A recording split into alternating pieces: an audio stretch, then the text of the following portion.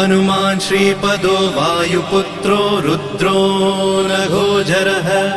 अमृत्यवीरवीरश्च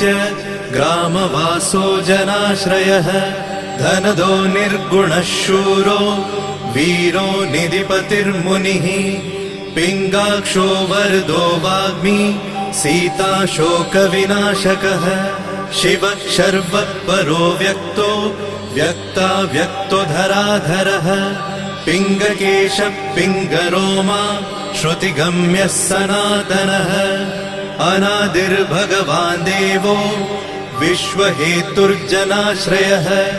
आरोग्यकर्ता विश्वेशो विश्वनाथो हरीश्वरः